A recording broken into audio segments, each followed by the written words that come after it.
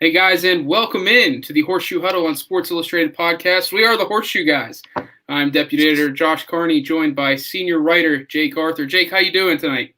I'm awesome, brother. How you doing? Good, good. I know that last week you and Zach Hicks had some technical difficulties with StreamYard here. We were hoping to have a Monday show as I moved cross country, but technology it got in the way. So yeah, we were wondering what was going on because everything was working perfectly fine until we hit go live, and then we were vindicated the next day when StreamYard emailed them and said they were having issues that night. So it was not our crappy Wi-Fi. Of course, 2021 and the internet does not work. But yeah, so we are back after a few weeks off here. I hope everyone enjoyed their 4th of July. We were initially going to do yesterday, but it still was technically a holiday. So here we are coming to you on a Tuesday. Lots to talk about tonight. Last time Jake and I were together, we discussed the offense in depth for your 2021 Indianapolis Colts. Tonight we will discuss the defensive side of the football. We will also take a couple questions here at the end of the show that Zach and Jake were going to kind of get to last week on the Q&A. But as we mentioned, the internet got in the way. So here we are. But I wanted to start with some news that kind of broke last week. The Colts will have training camp in person this year. It opens July 27th in Westfield. And Jake, you will be attending a few practices. Tell us a little bit about that. Yep, I will be back to attending training camp as often as I can get there this year. Unfortunately, probably won't be able to be there for all 19 practices. Just day job PTO stuff. That's a lot. Yeah, I had a baby earlier this year, so yeah. PTO kind of spoken for. But no, I'll be out there a lot still. At least definitely make sure I'll be out there for all the important stuff. But yeah, I plan on having little video recaps for everybody after that, and I'll have something written up each day, so that'll be good.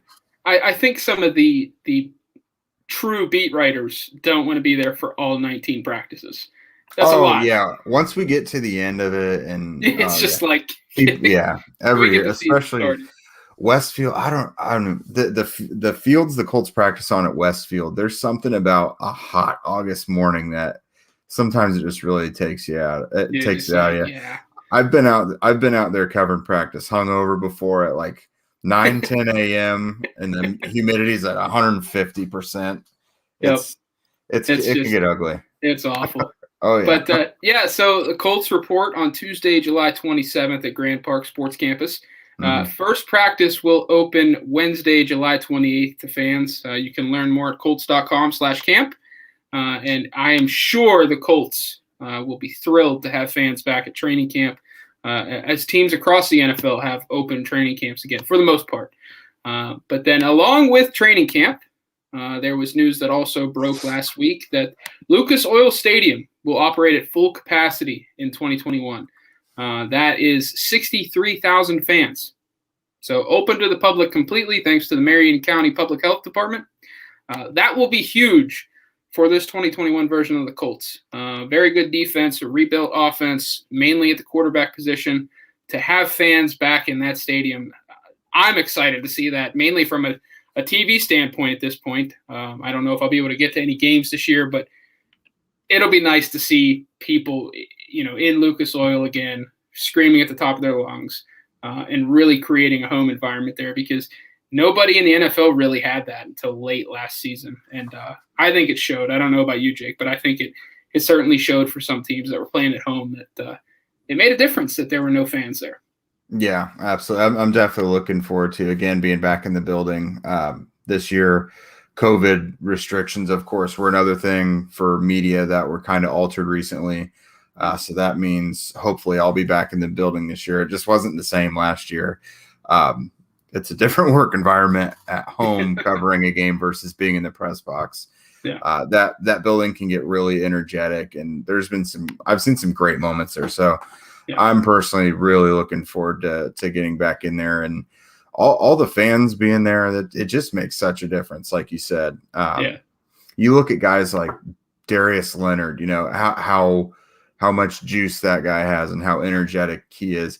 He's the type of guy that feeds off the energy from the fans too. So Absolutely. There is a factor there. It may not be an enormous one, but the players have to be pretty thrilled to have the fans back in the building too. Yeah, and just a quick note from owner and CEO Jim Irsay. He said game days at Lucas Oil Stadium are like family reunions, and it wasn't quite the same without our entire Colts family alongside us. If that doesn't sum it up, I mean, that's pretty spot on there from Jim. It was very, very different to watch games on TV and see some of the photos of, action in the stadium, players celebrating, trying to hype themselves up, and there's nobody in the seats. Yeah. So it was very interesting. Hopefully we never have to go through a time like that.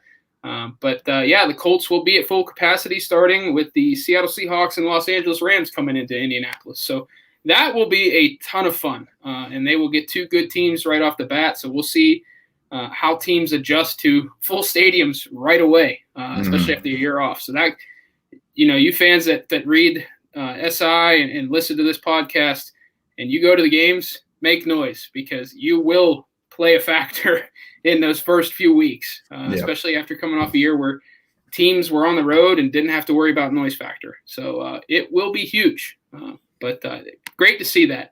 We are slowly moving past COVID and all the restrictions, hopefully, at this point. But as we talked about on the top of the show, we are going to discuss the defensive side of the football. And I wanted to start at defensive tackle. We're kind of going to break it up position by position. I wanted to start at defensive tackle. And Jake, apparently one of my articles caused quite a stir on Twitter here in the last few days. There's a special reason why you want to start with the defensive tackle. So ESPN's Bill Barnwell put out an article, what could be an Achilles heel for some teams just in terms of, lack of depth at key positions. And he highlighted defensive tackle for the Colts and said that they have nobody behind DeForest Buckner. Now, while Buckner is a key piece to this defense, do not get me wrong. Like, he is elite of the elite on this defense. There's depth there. And, I wrote about it the other day. I think it was Saturday, July 3rd. And I just said, I disagreed with Barnwell's take. And somehow it turned into it was a Sports Illustrated take, and that I was basically off my rocker and completely missed the point on this roster. They are loaded at defensive tackle. In fact, I would say this is probably one of the strengths of this team. Mm-hmm. You have, obviously, DeForest Buckner. He's going to give you that pass rush and that run defense. Grover Stewart's right next to him. He's an all-pro caliber defensive tackle. Behind those guys, they just signed Antoine Woods in the offseason. He has more than nearly 1,400 snaps in the NFL. And Dayo Odenigbo can play 3 tech behind Buckner, as can Taekwon Lewis. So there's a ton of depth there. Now, if Buckner would go down, it would hurt this defense, no doubt in my mind. But it's not like they don't have any depth there whatsoever.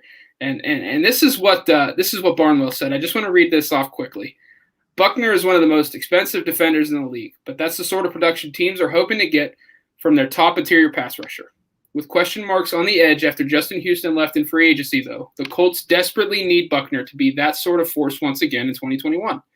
Their sack rate and pressure rate were both unsurprisingly higher with Buckner on the field, while the passer rating they allowed rose from 85.3 with him on the field to 107.2 without their star tackle. Fellow starter Grover Stewart isn't a pass rusher, and the Colts lost useful interior rusher Denico Autry to the Titans in free agency. All of that is true. All of that is true. But to say that they don't have depth there, and if Buckner goes down, the defense is done, that's a stretch to me. And that's what I wrote about, And somehow it turned into SI missed the mark. This guy doesn't know what he's talking about. And that was a little frustrating because I put in the article that I disagreed with Barnwell. So I want to talk about the defensive tackle depth. We know Buckner is an all-pro caliber guy. He's going to make the Pro Bowl year after year. Grover Stewart's probably one of the more underrated players in the NFL on the defensive line. Granted, he doesn't have the flashy pass rushing stats, but he is an elite level 1 tech. Zach Hicks has covered him extensively in years past and really brought him to the light. So check out Zach's Twitter feed. I'm sure you search Zach Hicks and Grover Stewart, you'll find anything and everything under the sun. those two together, Jake, I think are probably top 5 interior defensive tackle tandem in the league. Mm-hmm. You think, are we on the same wavelength there? Yeah, I'd have to agree with that. The Colts will give contracts to guys that may seem sneaky, but it's how they truly value them. Like Kenny Moore, for example, the summer of 2019, they made him the highest paid nickel in the league. And now a lot of people consider him the best nickel in the league, or one of the top 2 or 3. Grover Stewart, I don't think he was the top, like one tech or nose, but they made him one of the highest paid. And a lot of people quietly do consider him that. Yeah. Those guys, the bigger interior defenders, the noses, the one techs, since they don't put up those gaudy stats, it takes a lot of work and recognition and a lot of team success usually for them to get recognized. Like Snacks Harrison was so good for so long until people started really widely considering him one of the best. I think, Casey Hampton with the Steelers, you'd be very familiar with that one. Those it's beyond the stat sheet kind of stuff. They take up space. They totally eat up everything in the run game. And Grover does kind of penetrate the backfield occasionally as a pass rusher.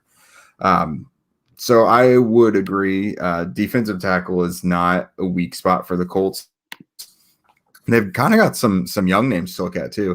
And not to mention, like you said, Antoine Woods, that's a pretty good third defensive tackle to have. Mm-hmm. Rob Windsor's all right. Andrew Brown has played some in the league. Taylor Stallworth is pretty quality. If that's your 4th defensive tackle, that's a really good 4th defensive tackle to have. Cameron Klein is an intriguing guy who can play a little big edge and some 3 tech as well.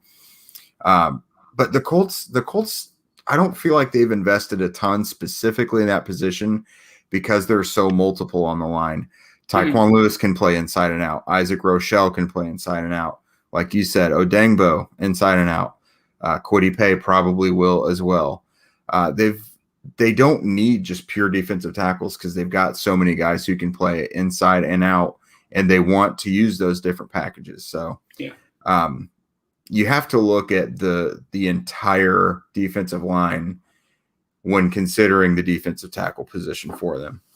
And I think a problem too with a guy like Bill Barnwell, like he's a very smart guy. I'm not knocking Bill whatsoever. He's got a great podcast. I enjoy reading his stuff. I think the problem though with the DeForest Buckner take was, I think he may have looked at PFF. PFF did an interior defensive lineman ranking. DeForest Buckner was 5th. Grover Stewart's not in the top 32, which is a travesty. But again, you mentioned one techs don't get any love unless the team is doing well. But like David Whiteley here, they got Dio and they signed Woods. Exactly. Odengbo can slide inside to that 3 tech. He could even back up Buckner or take Buckner off the field occasionally to keep him fresh. And when Dayo's healthy, can, kind of rotate snaps there, especially in pass rush situations. Kwity Paye could slide inside. Al-Quadin Muhammad could slide inside. They have guys there. It's not like Buckner's the only piece on that defensive line. And if he goes down, you might as well not have a defensive line out there. But that was the point of that article. It's like they have guys. The tape shows that they have guys. Antoine Woods, that might be their most underrated signing of the offseason. It really that guy's tape is pretty solid. He's not the flashiest, but he brings experience. He can play 3 tech, 1 tech. He can rush the passer. To me, they're set inside. And one guy I want to see in training camp is Rob Windsor because he could get after the passer at Penn State. So we'll see there. But, yeah, a lot of heat, Jake, coming my way the last few days. And it's like it's not even my take. I'm in agreement with you all that are saying that I'm incorrect here. Like, I like the depth there a ton. So – but you mentioned multiple along the defensive line. I wanted to slide out to defensive end. Obviously, they lost Danico Autry and Justin Houston. Although Justin Houston hasn't signed anywhere, he's not coming back to the Colts, so he's a loss. They did draft Kwity Paye. They did draft Dayo Odengbo. They signed Isaac Rochelle in free agency, and they retained Al-Quadin Muhammad. There is a lot of talent here. I know that a lot of it's unproven. Ben Banogu is there. Hopefully this is the year that he puts it together. Hopefully Kamoko Toure stays healthy. There's talent here. And I know it was a big question mark heading into the draft and free agency, Jake. But now that we're just a couple weeks away from training camp, how do you feel about this defensive end group?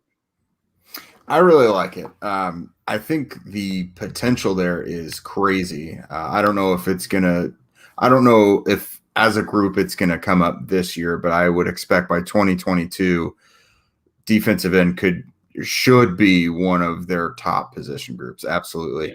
There's just so much potential there. Taekwon Lewis, this is the first time that it looks like he should be in the running for the starting strong end spot. And year 4, I mean, you've got to assume if he's going to be the full-time starter, there should be even more improvement there. And he looked really good last year. Yeah. As a rookie and last year, whenever he's been given extensive play, he's looked pretty good. Isaac Rochelle, even if it's just status quo for him, that's an okay depth piece for them. Kwity Paye, I don't expect him to be uber productive because, I mean, he's a rookie, but I'm kind of setting it at about 7 or so sacks this year, which is somewhat comparable production to Danico Autry. Muhammad is going to get you a couple, 2-3 sacks, whatever. But Toure is a huge X factor. That's your fastball out of the bullpen, basically. Because if he's going to be their third end and he's healthy, he looked really good before he got hurt. PFF, I know we've talked about the inconsistent ranking or grades and everything there, but he was their number 1 edge defender through those first 5 weeks before he got hurt in 2019. So he's really shown that he looks good. And when you're up in that press box, just for example, and you can see, the real life all 22 in front of your face, you see his get off and he can just bend that edge. He's so quick around it. And there's not a lot of good ways to counter that as an offensive tackle all the time. Right. Ben Banogu, I mean, getting anything from him at this point would be awesome. Yeah. But I think in general, the thing I like best about this group is the youth. You of course love Justin Houston and Danico Autry. They've been productive and they've been serviceable players. But now this seems like a real opportunity for the young guys to actually show what they've got. If you just put a guy like Ben Banogu on the field, what does he show? Taekwon Lewis, I'm pretty psyched to see him as the full-time starter if he does win that job at the left end. I just want to see these young guys get to play and develop on the field and not be shelved away on the bench if they're not being productive right away. I know practice goes a long way for them. It really means everything, honestly. If they don't look good in practice, they won't play during the games. So those guys have to do their part to play well in practice. But I just really want to see the young guys. I mean, because if they pan out, that's your next 10, 12 years of edge play. We saw it with Dwight Freeney and Robert Mathis. Yep. Yeah, and that's where I'm at. Like, I want to see the young guys play. I think Al-Quadin Muhammad is a good depth piece. I don't want to see him on the field over a Kamoko Toure or a Ben Banogu. I want to see these young guys. Maybe Banogu. Yeah. Banogu, it really depends on training camp. And will he make the team? That's the question. But if he does make the team, I want to see him on the field. Like, we have to find out. We know what Muhammad is. We don't know what Kwity Paye is. We don't know what Ben Banogu is at this point. I think we kind of know what Kamoko Toure is, and there's a lot to like there when he's healthy. But I'm with you. I want to see these young guys on the field. I mean, I've had people say, you got to have veterans out there. I think they should bring in another veteran. What happens if these guys don't pan out? Part of rebuilding a position group and going young is letting these guys grow through mistakes. They have to become veterans themselves. Right. You can't become a veteran without playing, I mean, so I want to see these guys on the field. I cannot wait to watch Kwity Paye week to week. Like, I cannot wait for that Monday night coach's film drop on Game Pass so that I can just focus on number 51 on defense. Like, that's what I'm looking forward to because I watched a lot of him coming out of college at Michigan. And then once they made the draft pick, I went back and watched him again. There's a lot to like. Is he raw? Yes. But I can't wait to see what he does in the NFL. He's such a fun watch. Like, and he's just a great backstory too. So that's a guy that you can easily pull for. But yeah, I'm in lockstep with you, Jake. I need to see the young guys play. Like, no more of this. I don't want to see Isaac Rochelle playing at 30 snaps a game because he's a veteran and Matt Eberflus can trust him. Like, play the young guys. Yeah, that's been the Al-Qadim Muhammad thing the last couple of years. Yeah. So we'll see there. But I wanted to shift the linebacker. Obviously, losing Anthony Walker Jr. in free agency to the Cleveland Browns, that hurts. Not only on the field but in the locker room. Darius Leonard has talked ad nauseum about what Walker meant to not only him but that linebacker room. And right now, there's really only two starters penciled in, at least in my mind. That's Darius Leonard and Bobby Okereke. That middle linebacker job will be interesting. I'm kind of leaning Zaire Franklin there. I don't know where you're at in base, Jake, but how do you feel about the linebacker group? I mean, obviously, you have to feel good about it with an all-pro and then a guy like Okereke who's up and coming. But depth-wise and starter at middle linebacker, how are you feeling about this group overall? Yeah, so it should be Okereke at Mike and Leonard at Will. At least that's how they've kind of played it. And that leaves Sam. Yeah, Sam. Yeah, they transitioned it that way later in the year because Walker was playing a lot less and Okereke was eating into those snaps. I think Zaire Franklin is probably going to be the favorite for that, but I wouldn't mind seeing EJ Speed win that job. Yep. I mean, he's got to win it, but if that's their three starting linebackers, Leonard, Okereke, and Speed, that is a crazy athletic starting linebacker group. Because that's all those guys calling cards right there. They're big, long, and athletic, fast guys. Like that'd be a really good group to have. EJ Speed is a Chris Ballard guy, like height, weight, speed. Yeah. Honestly, I'm really comfortable with Leonard and Okereke, so it almost doesn't matter who the other starter is, though, because they're only going to play a few snaps a game generally. So what the Colts will get in having Bobby Okereke starting at Mike over Anthony, who's now at the Browns. Walker was a very cerebral player. He was a coach on the field type, so rarely was he out of position. Now, physically, he may not have always been able to be in the right place because, there was a cap to his athleticism. He was adequate, but Okereke's more rangy and he's probably going to make more splash plays, but he's a smart guy too. But you may have a couple more missed assignments and things here and there just because he's probably got a little catching up to do to where Walker was. Yeah. But, if he's the full-time starter all year, he'll get there eventually or to an adequate level where, I don't think he's going to be an issue right now. It wouldn't, he was already primarily the Mike for a lot of late in the year anyways. Yeah. But generally over the course of his season, he's probably going to make a couple more mental errors than Walker would have. But I mean, playing time and film study and practice are the things that'll iron that out. You mentioned Walker being that cerebral guy, that leader in the locker room and on the field. You basically were describing Zaire Franklin at Syracuse. Now, I was at Syracuse when Franklin was there. So I covered him. I was in the locker room. I talked to him many times. He is just a very smart football player. And that's the type of guy, like, he's going to know his assignment. He's very rarely going to blow the assignment. He's going to make sure the guys in front of him and around him are in the right position. But like Walker Jr., he's capped athletically. So when you described Walker Jr. like that, I immediately was like, that's Zaire Franklin. That is 100% Zaire Franklin.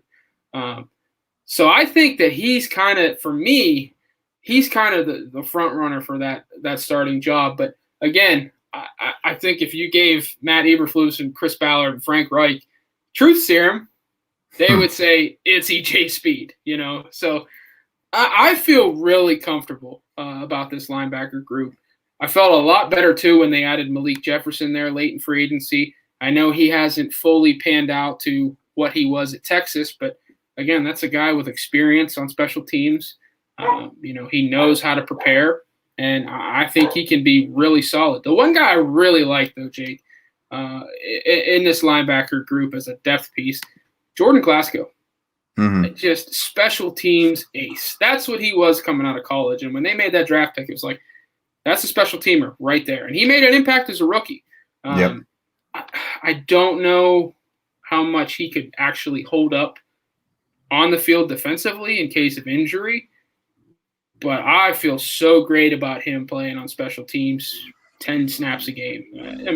Where are you at in terms of depth right now, Jake?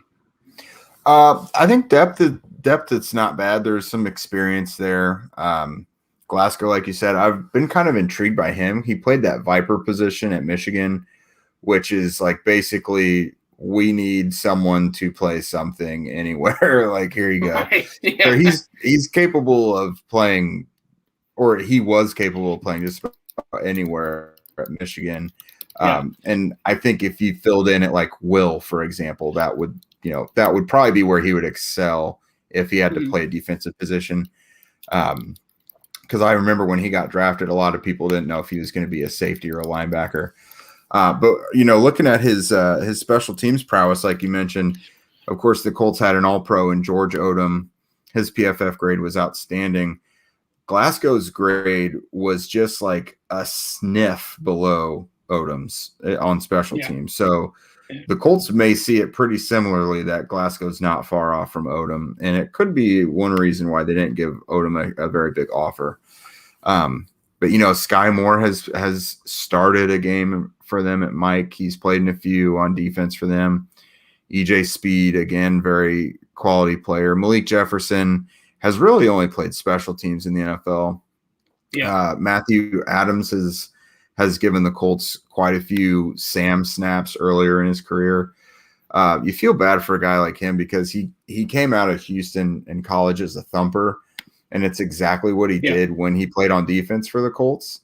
But he seemed to get a penalty like every time he'd lay a big hit, even if it was clean. It was so unfortunate because he would lay these big hits on guys, and even though they looked completely legal and they were shoulder hits, he got flagged every time. So you put a guy like that on the field, and unfortunately, he's his own worst enemy, even though I would say his hits are fine. But no, I think their depth is not bad. Isaiah Kafusi is even kind of interesting from a special team standpoint, I think. Yeah, I just feel good about this linebacker group. I mean, it was tough to see Anthony Walker leave for as little as he got. I think he got $3.5 million on the open market with the Browns.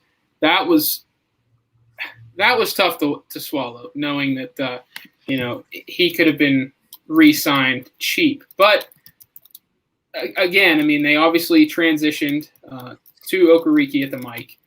So did it make Walker?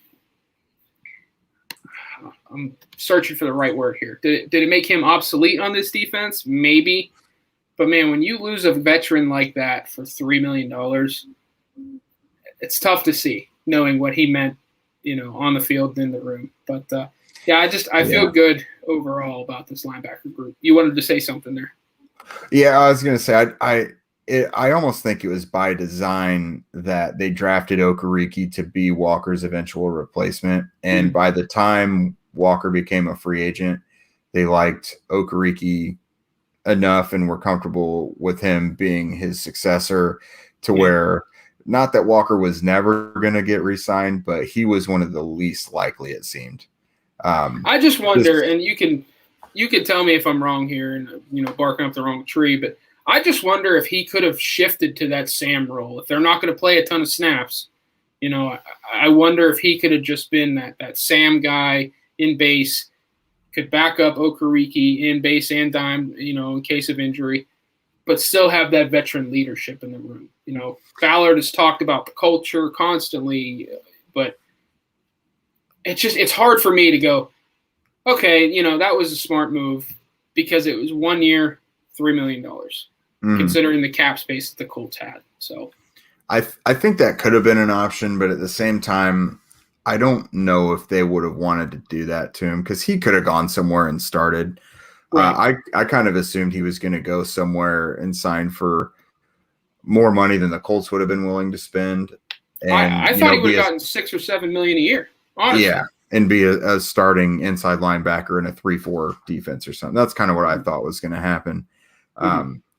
I think if the Colts needed him, they would have been more than happy with $3 million. I don't know that it was a money thing, but yeah, I just think Okereke being around kind of made Walker a little expendable. And I don't even know if he's going to start in Cleveland. Not to turn this into a Browns podcast, but you look at how much they've invested in linebackers the last few years. Yeah, I'm not sure he's going to even start there. So it's interesting. But I think we're in lockstep. We feel good about the linebackers at this point. So I wanted to move to cornerback. A lot of intrigue here. We know Kenny Moore, whatever way you want to slice it, is the number one cornerback on this roster. Played 97% of the snaps. He's cornerback 1. Xavier Rhodes is cornerback 2, the number 1 corner on the boundary. We know Kenny Moore's the slot guy. Cornerback 3, boundary corner number 2, is the one up for question right now. Is it going to be Rock Ya-Sin? Is it going to be Marvell Tell?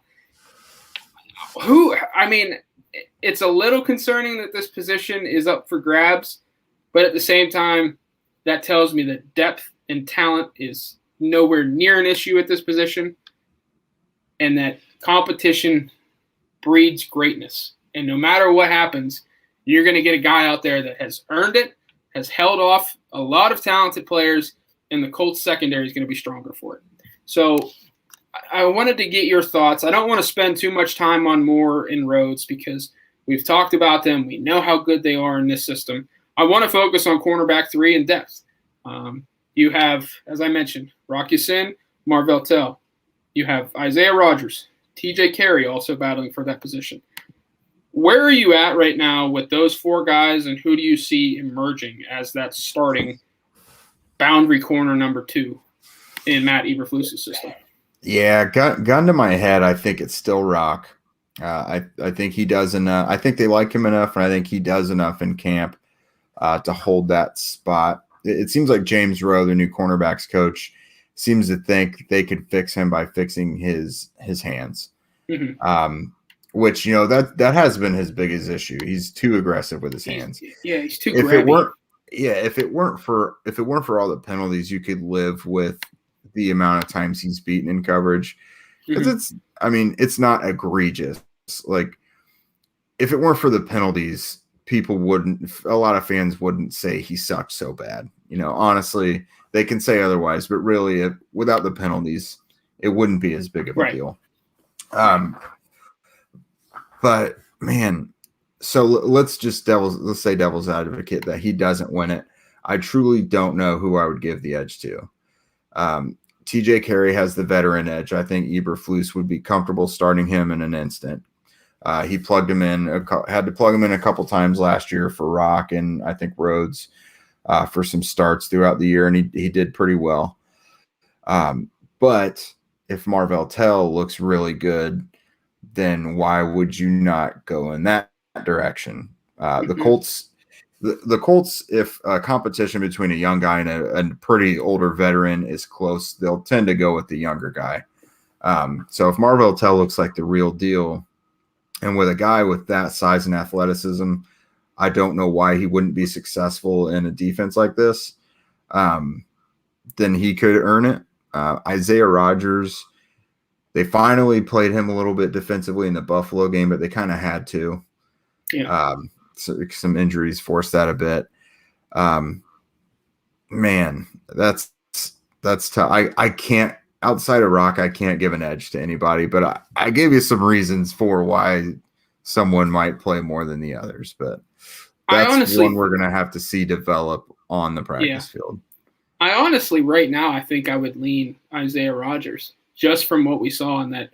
I know he gave up a touchdown one play after nearly making a spectacular interception, but he has a ton of speed and athleticism outside, and he looked really confident stepping in off the bench cold. I think, Eberflus would like to have Marvell Tell as kind of that chess piece. He can play some safety, can play some corner. I don't think that they want to truly lock him into a position right now. And TJ Carey, I think I'd just rather have his depth. But, man, if Rock Ya-Sin loses this job in training camp, I'm not going to feel like, oh, this is the end of the world, because they have so much depth there. And it doesn't matter where a guy was drafted or, how much was invested. The best guy is going to take that job. And if it's not Ya-Sin, someone's good enough to take it.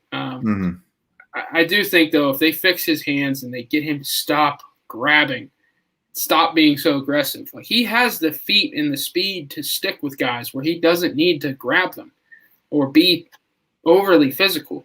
I think if they can just get him to fix that, he'll be fine.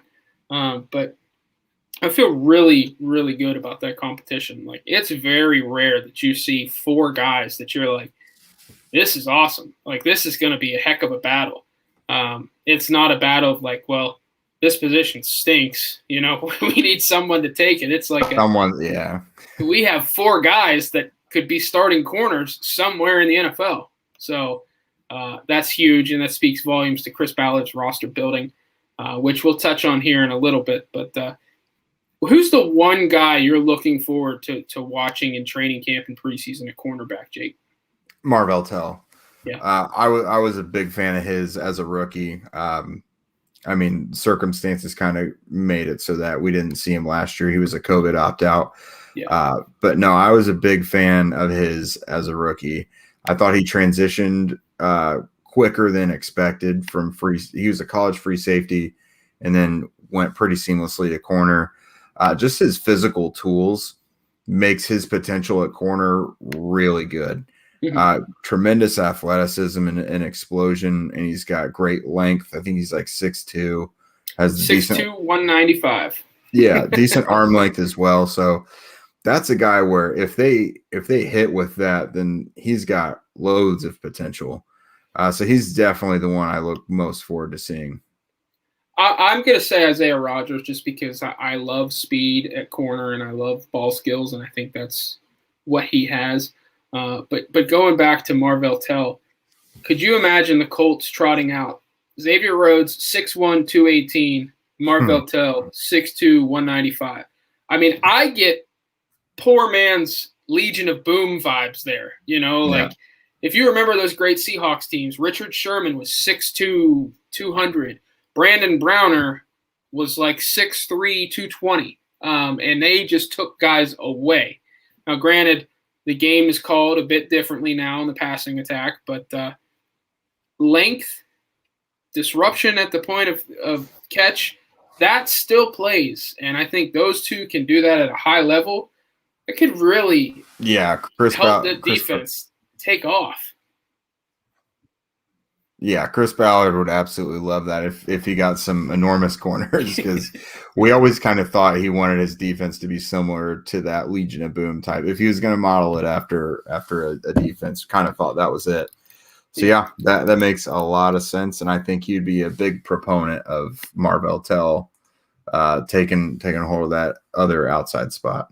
Yeah, and I didn't even realize how big Marvell Tell was until I'm looking at the roster and I'm like, oh, they have him listed at 6'2". Now, who knows how accurate that is, but I think it's legit. His pro day was his mock draftable spider chart is crazy. Yeah. Other than I think his weight, it's like all filled out. Yeah. I'm pulling it up right now. Marvell Tell 2019 was 6'2", 198, 80-inch wingspan, 33 1/8 inch arms, and 42-inch vertical. That is wow.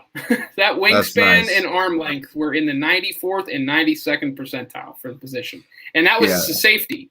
If you switch it to defensive back, it's the 95th and 93rd percentile for arm length and wingspan. So I mean, that's awesome. So. That's good stuff. Yeah. Yeah, and that's not a knock on Rock Ya-Sin. I'm going to pull his up here, but man, if a guy like Tell at his size could do that, that's massive. I mean, here's Rock Ya-Sins, and then we'll move on to safeties. But 5'11" and 3/4, 192 pounds, 77 3/8 inch wingspan with 32-inch arms. So he's even still a big guy in general for the position. So he's a strong guy. He's not, overly lengthy or anything like that, but he's got above average strength for the position. Yeah. So which gets him in trouble. Yeah, for sure. So I wanted to move on to safety. Obviously, Julian Blackmon is back for year 2, and Khari Willis is back as well. So that will be your starting tandem at safety. Depth is interesting. Some names that I'm sure Colts fans are familiar with. Obviously, George Odom is back there, primarily for special teams. You have the 2 Sean Davises, one Sean Davis the rookie, the other Sean Davis the veteran. Ibrahim Campbell is still on the roster, as is Nick Nelson. And don't want to forget Roland Milligan. So there are options there. Do we think both Sean Davises make the team, Jake? Man, I don't know. Aren't they going to kind of have the same role? You would think. Yeah, you would think. Sean Davis, the veteran, has played a box role in Pittsburgh. He brings over 40 career starts of experience to the table. So I think the Colts will obviously value that. But that guy has no ball skills and is a very poor tackler. So that'll be interesting. Yeah. And then Sean Davis, the rookie, has good ball skills, isn't a great tackler, doesn't have a ton of range. So it's interesting. If they keep 5, because it seems unlikely to keep 6. So if they keep 5, obviously Blackmon and Willis and Odom, yep. I'll give them rookie Sean Davis. And then the 5th, I'll actually say Roland Milligan is the 5th. And special teams. Reason I say that is special teams, and he can also play the slot. I think it was 2019 because he was a COVID opt-out last year. 2019, I don't remember if he started, but he played quite a few snaps at nickel when they had some injuries. So he's capable of playing safety and the slot. And I think it was Frank Reich and Andrew Luck back then both pointed him out specifically in 2018 and 2019 as a guy like on the practice field who, obviously no fans or anyone would have known who Roland Milligan was, but like who all the teammates acknowledged was a playmaker in practice. So that's really high praise to get that from Frank Reich and Andrew Luck. And they weren't asked directly about him. They were just like, who is someone who does this? And they both, they named him. So Milligan is a guy who could surprise some people just with his presence alone on the roster. I don't remember him doing very well. I don't think he did when it came time for the games. Yeah. But he was kind of forced into that. We'll see, another year. That'll be interesting. But he can do a little more than a lot of the other safeties can. Yeah. That's interesting. So do you think they do keep 5, or do you think it's 4? Oh, man. I lean that they probably have to keep 5 just because George Odom feels like strictly a special teamer. Like, I know that he can handle some snaps defensively, but you don't want him out there. I'd say 5. And honestly, earlier in Odom's career, when he played defense, he looked pretty good. I just don't know why the last few years they've been so opposed to playing him on defense. And there's been opportunities for it. Chris Ballard spoke very, very highly of him his first couple years in the league, and I'm sure still feels similarly after he just got an all-pro special team nod. So I don't know why they don't play him defensively, because he has looked good at times, but that obviously doesn't seem to be in the cards for them. They seem to like rookie Sean Davis quite a bit. And again, Roland Milligan can do a couple different things that some of the other guys probably can't. So 5 is my guess. Just spitballing here. I'm not advocating for it, But one name still remains on the market. And Jake, you wrote about this last week. Malik Hooker is still out there. Mm-hmm. Now, he knows the defense. He can provide depth. Obviously, he's had issues with injuries in Indianapolis, and I'm sure most of the Colts fan base is like, I'm done. Let's move on. If we get closer and closer to training camp and he shows that he's healthy, he's fully recovered from that torn Achilles, and he's still on the market, would you kick the tires on a veteran minimum deal at this point? Or is it just that ship has sailed, we're moving on from Malik Hooker, don't want to see 29 Hooker in blue again? If I was going to guess, both sides, that ship has maybe sailed. That makes sense. For Hooker and the team, possibly. I mean, I don't know for sure, but it just really seems that way. When I was writing that piece, I kind of thought about it a little bit, and he's probably going to have to do some sort of prove it deal since he's coming off that Achilles. And similarly with Marlon Mack came back to the Colts, and a lot of us thought maybe he wasn't going to because of Jonathan Taylor, and then Mack had the Achilles himself. I thought about maybe, the perfect scenario for both sides is now Hooker wouldn't be a starter, but this would be a sub package thing for, obvious passing down, third and long and such. Let him be a center fielder. Yep. Maybe he only plays a handful of snaps a game, but let him be a center fielder and just do what he does. Don't force him to play out of his comfort zone much.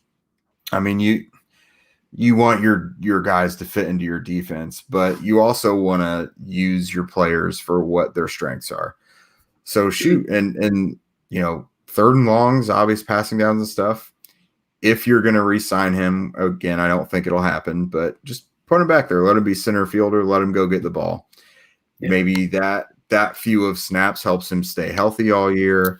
Maybe it helps him grab a couple picks, and then other teams like what they see, and he gets a bigger deal next offseason than he would have this year. Yeah. All right. So we have recapped, or previewed would be the right word, previewed the Colts defense as it stands today on July 6th for the 2021 season. Jake, how do you feel about this defense as a whole? Are you leaning inside the top 10, or is it in that 10 to 15 range? Just where are you at in general with this defense overall? Probably the 10 to 15 range. I think they've got top 10 potential, but there's a lot of youth and question marks that have to be answered first. I think in order to really hold on to a top 10 defense, you have to have some pass rush, and their top two exterior rushers are gone in Houston and Autry. So they're going to be welcoming new starters there. I don't think there's going to be much of a hiccup in moving to Okereke over Walker. The defensive backs, health is a thing, but if they're healthy, I really, really like it. I especially think Julian Blackmon, I think he could really, really make some noise this year. Mm-hmm. He's healthy all off season. He's not having to prepare for the NFL draft this year either. So he's already such a smart player. He's already getting some love as one of the better safeties in the league. I wrote the other day that Touchdown Wire had him as the number 9 safety in the league, I think. Yeah. So having a guy back there who is so smart and instinctive playing the back half, but who also sees everything developing in front of him and can make plays. He had that really good open field tackle against Derrick Henry last year, for example. He could be the total package at safety. Mm-hmm. A guy like that can be an X factor and a total difference maker in putting a defense over the hill to being a really, really good defense. And they've had a really good defense for the past couple years. But again, there's some question marks there. Yeah, when you have a safety that can see the field, has great instincts, is a great tackler, when you have a guy like that back there, it really changes your defense. And in no way, shape, or form am I saying that Julian Blackmon is Bob Sanders. But you go back and look at the impact Bob Sanders had on those Colts defenses. It changes everything that a defensive coordinator can do. You can leave him on an island. You can bring him into the box. You can be super aggressive with him. He's just a smart, cerebral player that is consistently in the right position. And I agree with you. I think he's going to have a significant second-year leap. Having a full offseason of health is going to help him substantially. But I'm with you. I think I want to say it's probably a 10 to 12 range defense for right now, but I do think it has top 10 potential, just depending on how these guys develop and continue to progress in their careers. But a lot to be excited about with this Colts team. On defense, if you didn't hear us on the first real episode that we had, we previewed the offense. You can find that on iTunes, anywhere you get your podcast. Just search the Horseshoe Guys. We'll be right there. And I think that episode was about an hour and 17 minutes, so we're going to try and keep it to the same number each time, Jake, throughout the offseason. But we both feel really good about this defense. I think we both feel really good about this Colts team in general. I don't think either of us is saying Super Bowl or bust, but I think they're going to remain contenders once again and be in the playoffs at this point. Yeah, I do think they should be the AFC South favorites. It shouldn't be the Texans or the Jaguars. Tennessee just has they've just got some real issues that could crop up if just a couple guys get hurt. Of course, having Julio Jones and Derrick Henry looks great, but that defense is still not great. And again, if either of Henry or Jones gets hurt, they could really be in trouble. Of course, you have A.J. Brown, but then there's not much else there on offense. Well, I think if Henry goes down, they're in trouble because Darrington Evans, I liked him a lot coming out, but he's so unproven, and it just that's got to be like the largest gap of experience in a backfield across the NFL. Going from here's all-pro Derrick Henry to a guy that had, 25, 30 carries last year. So we'll see. But, we'll see. But Henry is interestingly enough, today is Brandon Jacobs' birthday. Former New York Giants great running back. Was 6'4", 267, ran a 4.5. And I shared NFL Throwbacks video on Instagram today, and I said he was the OG Derrick Henry. People forget. And, we'll see. It should be a great 2021 season. But we have a couple questions here from readers that were targeted for Jake and Zach last week. I think that we're going to get to today. We may do another mailbag on Thursday. We'll see what Zach's availability is. But the first one, Jake, is from @TMoneyCulture. Yes or no to this trade offer? Colts receive Atlanta's second-round pick in 2022, which is originally the Titans, which comes over in the Julio Jones trade. Atlanta receives wide receiver Zach Pascal, running back Jordan Wilkins, and the Colts' fourth-rounder in 2022. Yes or no? I don't think Atlanta would. I mean, I know that's Atlanta and kind of seems maybe initiating that trade, but I don't. You and I kind of talked off air first. I don't really see that being super beneficial. I don't think they would view Jordan Wilkins as any significant upgrade at running back. They probably don't even view him on the same plane as Mike Davis, who they have right now. Pascal, I think, would be a good compliment, but he would probably be their wide receiver 2 behind Ridley, because I'd put him above Russell Gage. And then a fourth rounder. In the fourth round. That's all pretty rich just for a second rounder. I don't even know. I mean, the Colts like second rounders, of course. They try to stockpile them all the time, but I don't even know if they would go for that. So here's the thing. That pick from the Titans to Atlanta would be outside the top 50. Okay? Projecting. We think the Titans will pick in the back half of the first round, so that means they pick in the back half of the second. So you're getting an outside of the top 50 pick for Zach Pascal, who's a solid number 3. Jordan Wilkins, who's we've said on the last show, we think he'd be a good running back as the lead guy in a certain system. And then that fourth rounder from the Colts. Why would Atlanta trade a top 75 pick for 2 guys that they're going to have to re-sign on their own on a rebuilding roster, we think?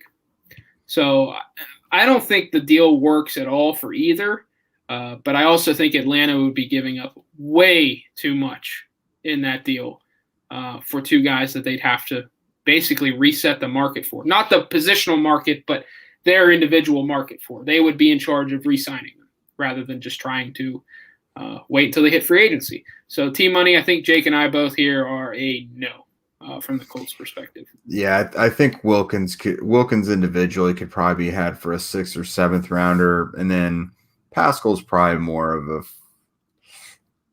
4th or 5th rounder. I would say a 3rd just because he had the market set for him with that 2nd round tender. So I think it bumps it up slightly. You're not getting a 2nd for him. No team clearly gave up a 2nd to try and sign him, but I think you could probably have him for a 3rd depending on the roster. Yeah, placement of the draft pick, it would be part of it too. Yeah. But it wouldn't be it wouldn't be a 1st or 2nd, but I don't think it'd be a 6th or 7th either. Yeah. So there you go, T-Money. That is a no for both of us. I also just don't want to trade Zach Pascal. There's that. The next one is from @CashMoneyFork. That is quite a Twitter handle. I like it. Do you think Zaire Franklin is going to be re-signed? What do you think, Jake? Lost in the shuffle of all those re-signings and extensions the Colts are going to have to do, you got Zaire Franklin in there. I do think they would re-sign. He's a team captain. He's been a special team stalwart his whole time there. They feel comfortable throwing him into any of the 3 linebacker positions when they need him in a pinch. And I don't think he'll be expensive. I think he'll probably come on a pretty cheap deal. So I think he will get re-signed. Here's the thing, too. Here's the thing, too, Cash Money Fork. I had to make sure I was addressing you correctly, so I apologize. They have 5 linebackers signed for next year. Isaiah Kaufusi. Then you have Jordan Glasgow, EJ Speed, Bobby Okereke, and there was one more that I'm missing now. Great. This is terrible live. They had 5 linebackers signed. I can't find the other one. This is terrible. But, 5 linebackers total signed. All of them are under $1 million. Obviously, we know Darius Leonard is going to break the bank. But you cannot preach culture, accountability, all that if you're Chris Ballard, and not re-sign Zaire Franklin. I don't care if he's not the Sam starter this year. You have to keep that guy as team captain. You cannot continue to lose valuable assets like him in the locker room and on the field year after year and continue to preach culture. And again, it goes back to the Anthony Walker discussion. He's not going to break the bank. Zaire Franklin simply is not going to break the bank. So I think he gets re-signed and re-signed quickly. Heck, he could even have an extension before week 1 at this point. I wouldn't rule that out. So there you go, Cash Money Fork. Jake and I, lockstep, 100% lockstep, will be re-signed. This last one is from Lupe with love. What is the Colts' strength that no one is talking about, and what is the Colts' weakness that no one is talking about? That is a great question. Yeah, can I cheat and say defensive tackle because Bill Barnwell said it wasn't a strength? Yeah, you got the market corner on that one. I'm trying to think of one that legitimately no one is talking about. Just in the spirit of no one ever really talking about this, I'm going to say the return game. Ooh, I mean, I think people do know how dangerous the Colts return game is, but it doesn't really get mentioned enough. Starting kick returner Isaiah Rodgers, 1 kickoff return for a touchdown as a rookie. Let's see what he looks like next year after a whole year of introduction to the NFL. Should be even better. He was one of the most accomplished kick returners in college when he was at UMass. Nyheim Hines has a couple of punt returns. Both of those guys were among the best kickoff and punt returners, respectively, in the NFL last year. So I think that's probably an area that people got so comfortable knowing they have such a good unit there that it just doesn't get discussed much because they're just everyone knows about it. But yeah, let's say nationally, no one's talking about it. The Colts have, as a tandem, they've got to have one of the top 3, top 5 return specialist units. They have to. Yeah, they have to. I'm not going to go defensive tackle depth because we talked about it early. I'm going to go kind of where you went, but I'm going to focus specifically on one area of the receiving core, and that's the ability to create yards after the catch. Last year, that group finished top 5 in the NFL in yards after catch. Granted, they didn't take the top off a ton. I think that had more to do with Phillip Rivers than it did the actual guys on the roster at receiver. But you take those guys and continue them into this year and add Carson Wentz, and that takes, in my opinion, some pressure off Carson Wentz to not have to consistently hit the deep ball because you have guys that can create after the catch. I mean, we just saw it with Phillip Rivers. They could take short gains and turn it into splash plays. And, I just wrote an article today kind of following up on Chris Ballard's comments on the Athletic Football Show podcast with Robert Mays. He likes the receivers a lot more than many seem to across the NFL. I'm in agreement with him. This is a really good receiver core, and their ability to create after the catch, I think, is something that's overlooked right now in this offense. And if they can continue to do that this year, look out with that offense and with Carson Wentz. So I think that's the strength no one's really talking about. But especially when you add Paris Campbell into that. My goodness. Could you imagine? They might be the best team in the NFL at yards after catch, you know, if that's the case. Jake, what's the one weakness that no one's talking about? I really struggled to come up with something here. Yeah. Let's say the weakness that no one's talking about. You could say how dependent they are on Carson Wentz, but everyone knows that. Yeah. Like that's been the most polarizing topic. That's why I didn't want to say that. It's like, their weakness is backup quarterback. They don't have any experience there. But right. Literally if Wentz goes down, there are 0 NFL snaps on that quarterback depth chart behind him. But that's too easy of an answer. And again, people have talked about it. Mm-hmm. Area weakness. I honestly I have one I don't want to say yet. Okay. Yeah. So the area weakness, I would say no one's talking about. I think everyone just thinks left tackle is going to be fine because of Eric Fisher. Sam Tevy has played decent football at his best in his career. And now he's being trusted to be the starting left tackle for a quarterback who has had some injuries until Eric Fisher gets in. Eric Fisher is a 30-plus left tackle who's coming off an Achilles injury. Right. The recovery from that injury is better than what it used to be, but it's not just a given that left tackle's fine this year. Now, that is a position they can work around and do some creative things to counter it. But no pun intended, if you're hoping to make a Super Bowl run, that will be an Achilles heel. That will be not good. Yes. I would also say some people have questioned left tackle. So another kind of quasi one I want to add is defensive end is also not a layup this year either. You've got a lot of young, exciting pieces now, but I could see that being way more productive in 2022 than 2021. There's no guarantee that your exterior pass rush is more productive this year. Yeah. I like the guys they have. Don't get me wrong. I love what they did. But if you're looking for this year to have some 50-sack campaign as a defense, I don't think that's going to happen yet. Yeah. Can I say Darius Leonard in nickel as that second linebacker? Is that allowed? I mean, as long as you don't say it on Twitter with his entire name. Yeah, I'll try and avoid that. Please, nobody grab this and send it to him. Great linebacker. Great linebacker. But he's not good in coverage, and it concerns me because it's not like they have a guy next to Okereke that can handle that at this point. I mean, I'm a little concerned that if Leonard's on the field in obvious passing situations, that teams are just going to go after him. And I don't know how it's going to work. I mean, he's shown some flashes. Obviously, he has the gaudy interception numbers at this point, but he concerns me dropping and turning and running in coverage.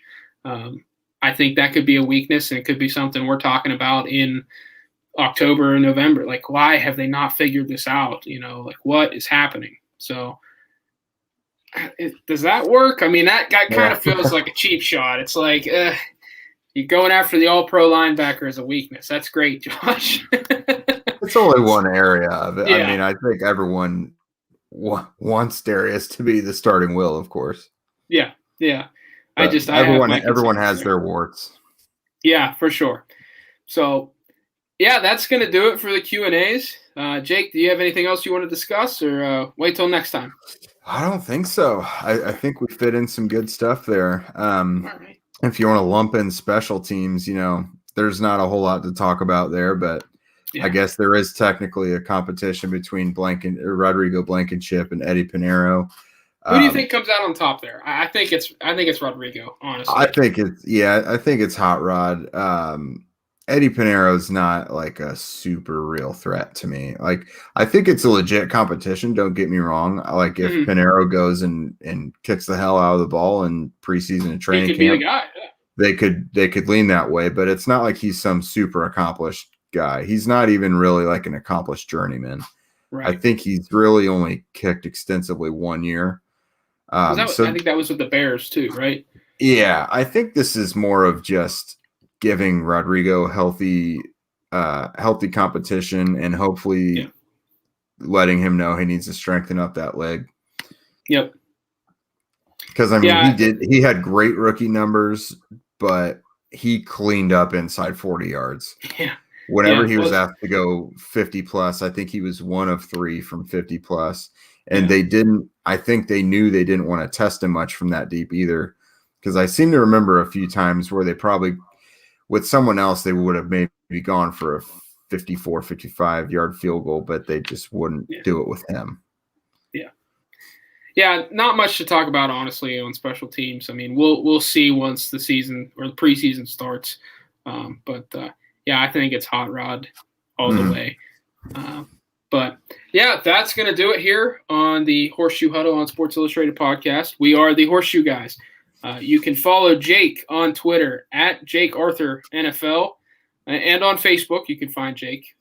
You can also follow the show and Horseshoe Huddle on Facebook and Twitter, and you can also read our work on si.com/NFL/Colts.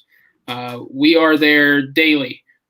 Myself, Jake, Zach Hicks, and Andrew Moore are churning out content, trying to keep you guys up to date on all things Colts in the offseason as we try to slog towards training camp. But hopefully we get some real football news here soon, other than trying to just preview stuff. But always fun, Jake. I enjoy doing this when we're together, and hopefully we'll get this rolling here on a consistent basis now that we're both settled in. Yep, absolutely. I'll say, just for some freshness, I do have some fantasy stuff coming up in the next week or so. So fantasy profiles for Colts players will start getting churned out here. Yep. Yeah, until then, please follow, rate, and review anywhere you get your podcast. Let us know how we're doing, how we can improve, topics you want us to talk about. You can follow me on Twitter at @ByJoshCarney. As I said, you can follow Jake on Twitter at JakeArthurNFL. Shoot us a message. Let us know what you want to hear or what you want us to discuss further. But for now, that's it for Horseshoe Huddle and the Horseshoe Guys. Until next time.